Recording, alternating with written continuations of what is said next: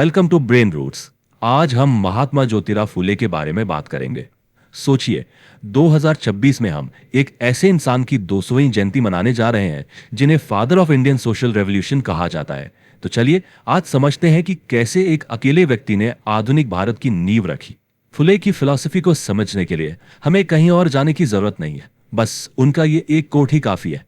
देखिए, वो कह रहे हैं कि अगर एजुकेशन नहीं तो विजडम नहीं, विजडम नहीं तो मोरालिटी नहीं, और अगर मोरालिटी ही नहीं तो फिर डेवलपमेंट कैसा। ये उनके पूरे मिशन का आप कह सकते हैं एक सार था। फुले को सिर्फ एक सोशल रिफॉर्मर कहना सही नहीं होगा, वो एक नए समाज के आर्किटेक्ट थे। जैसे एक आर्किटेक्ट एक बिल्डिंग का ब्लूप्रिंट बनाता है, वैसे ही फुले ने एक ऐसे समाज का ब्लूप्रिंट तैयार किया जो बराबरी यानी इक्वालिटी पर आधारित हो। और इस ब्लूप्रिंट की शुरुआत हुई एक छोटी सी लेकिन बहुत ही पावरफुल घटना से। आपने कभी सोचा है कि एक आम इंसान एक रेवोल्यूशनरी कैसे बन जाता है? आखिर वो कौन सा टर्निंग पॉइंट होता है? फूले की जिंदगी में इस सवाल का जवाब एक ऐसी घटना में छिपा है जिसने उन्हें अंदर तक आप कह सकते हैं हिला कर रख दिया। चलिए थोड़ा टाइम में पीछे चलते हैं। 1840 का महाराष्ट्र। एक नौजवान ज्योतिराव फुले अपने एक दोस्त की शादी में गए हैं, लेकिन उस दिन बारात में कुछ ऐसा हुआ जिसने उनकी पूरी जिंदगी की दिशा ही बदल दी। और उसके कुछ ही साल बाद 1848 में उन्होंने वो कर दिखाया जो उस जमाने में कोई सोच भी नहीं सकता था। तो हुआ ये कि अपने ही दोस्त की शादी में उन्हें उनकी जाति की वजह से जलील किया गया, उन्हें ह्यूमिलिएट किया गया। और उसी पल उन्हें रियलाइज हुआ कि यह सिर्फ उनका पर्सनल अपमान नहीं है, ये जो पूरा सिस्टम है ये असल में एक तरह की स्ट्रक्चर्ड स्लेवरी है, एक मानसिक गुलामी जिसकी जंजीरें दिखती नहीं हैं पर होती बहुत मजबूत हैं। उस अपमान की आग ने फूले के हाथ में कलम थमा दी, और वो कलम एक तलवार से भी ज्यादा ताकतवर साबित हुई। उनकी किताबें सिर्फ किताबें नहीं थीं, वो एक सड़े हुए सोशल ऑर्डर पर किए गए इंटेलेक्चुअल अटैक थे। उनकी सबसे धारदार रचना थी गुलामगिरी, जो 1873 में आई। इसका मतलब है स्लेवरी। और देखिए उनका विजन, उन्होंने ये किताब अमेरिका के एंटी स्लेवरी मूवमेंट को डेडिकेट की। सोचिए उस जमाने में इतना ग्लोबल पर्सपेक्टिव, ये अपने आप में एक बहुत बड़ा स्टेटमेंट था।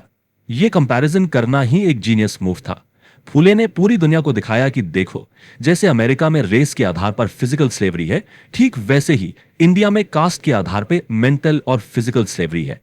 एक में जंजीरें दिखती हैं, दूसरी में नहीं, पर दोनों हैं गुलामी ही।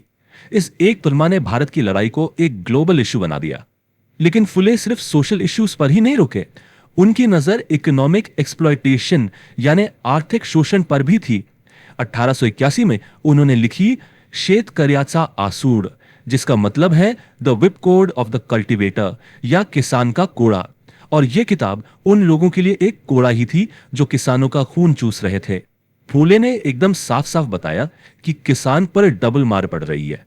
एक तरफ है कॉलोनियल ब्यूरोक्रेसी यानी अंग्रेजी सरकार जो भारी टैक्स वसूल रही है, और दूसरी तरफ है मनी लेंडर्स यानी साहूकार जो उसे कर्ज के जाल में फंसा रहे हैं। फूले ने इन दोनों ही शोषकों को एक्सपोज किया। अब सिर्फ किताबें लिखना काफी नहीं होता, राइट? फूले ये बात अच्छी तरह जानते थे। आइडियाज को जमीन पर उतारने के लिए एक ऑर्गेनाइजेशन, एक संगठन की जरूरत होती है। इसीलिए उन्होंने एक मूवमेंट खड़ा किया जिसका नाम था सत्य शोधक समाज। सत्य शोधक समाज मतलब the society of truth seekers. और सच क्या था? सच ये था कि एक प्रीस्टली क्लास यानी पुरोहित वर्ग ने ईश्वर और धर्म के नाम पर बाकी समाज को मेंटली गुलाम बना रखा है। इस समाज का पहला और आखिरी मकसद इसी मेंटल स्लेवरी को खत्म करना था। इस समाज के दो सिद्धांत थे और दोनों ही बहुत रैडिकल। पहला, ईश्वर और इंसान के बीच कोई मिडिलमैन नहीं चाहिए, कोई प्रीस्ट नहीं चाहिए, आपका अपने क्रिएटर से डायरेक्ट कनेक्शन है।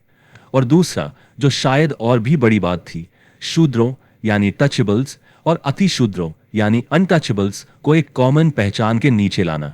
यह एक कमाल की सोशल इंजीनियरिंग थी। तो अगर सत्य शोधक समाज उस नई इमारत का फाउंडेशन था, तो उसके दो मजबूत पिलर्स थे। पहला, लिटरेसी यानी शिक्षा, और दूसरा, इमेंसिपेशन यानी हर तरह की बेड़ियों से मुक्ति, खासकर महिलाओं और दलितों की मुक्ति। 1848 ये साल इंडियन हिस्ट्री में हमेशा याद रखा जाना चाहिए। सोचिए, एक ऐसा दौर जब लड़कियों को घर से बाहर निकलने तक की आजादी नहीं थी। उस दौर में ज्योतिराव फूले और उनकी पत्नी सावित्रीबाई फूले ने उनके लिए स्कूल का दरवाजा खोला। पुणे में भारत का पहला गर्ल्स स्कूल। लेकिन यह आसान नहीं था। समाज ने जबरदस्त विरोध किया। कोई टीचर उस स्कूल में पढ़ाने को तैयार नहीं था। तब ज्योतिराव ने एक और क्रांतिकारी कदम उठाया। उन्होंने पहले अपनी पत्नी सावित्रीबाई को पढ़ाया, उन्हें एजुकेट किया और फिर सावित्रीबाई फूले बनी भारत की पहली महिला टीचर। यह सिर्फ एक पति पत्नी की नहीं, एक मिशन की कहानी है। और फूले का काम सिर्फ एजुकेशन तक ही सीमित नहीं था। उन्होंने फीमेल इन्फेंटिसाइड को रोकने के लिए एक होम बनाया। उन्होंने विडो रीमैरिज के लिए जोरदार आवाज उठाई और 1868 में उन्होंने अपने घर का पानी का टैंक उन लोगों के लिए खोल दिया जिन्हें अनटचेबल माना जाता था। यह असली ह्यूमैनिज्म था। आप शायद सोच रहे होंगे कि यह तो 150 साल से भी ज्यादा पुरानी बातें हैं, आज इनकी क्या रेलेवेंस है? बहुत ज्यादा रेलेवेंस है। आज हम जिस मॉडर्न डेमोक्रेटिक इंडिया में सांस ले रहे हैं, उसकी नींव में, उसकी फाउंडेशन में ज्योतिराव फूले जैसे लोगों का पसीना और संघर्ष है। अगर हम फूले के काम का एक क्विक रिपोर्ट कार्ड बनाएं तो वो कुछ ऐसा दिखेगा। देखिए, उन्होंने समाज के हर मार्जिनलाइज्ड सेक्शन के लिए काम किया।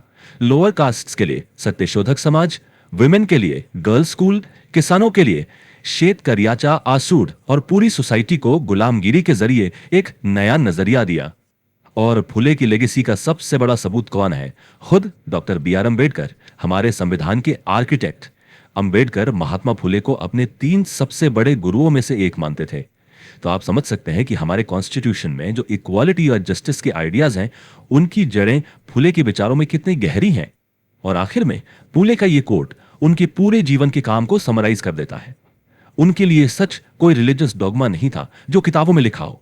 सच एक सोशल रियलिटी थी। वो सच जो एक दलित, एक महिला, एक किसान अपनी रोज की जिंदगी में जी रहा था। वो धर्म नहीं, इंसानियत की कंडीशन को बदलना चाहते थे। तो चलिए इस डिस्कशन को एक सवाल के साथ खत्म करते हैं। फुले ने इंडियन कास्ट सिस्टम को अमेरिकन स्लेवरी से कंपेयर किया। इस एक तुलना ने ऐसा क्या कर दिया कि वो इतनी पावरफुल और रेवोल्यूशनरी बन गई? इसके बारे में जरूर सोचिएगा, क्योंकि इसका जवाब ही फुले की महानता का सबसे बड़ा सबूत है। अगर आपको यह लेक्चर हेल्पफुल लगा हो तो चैनल को लाइक, शेयर और सब्सक्राइब करें।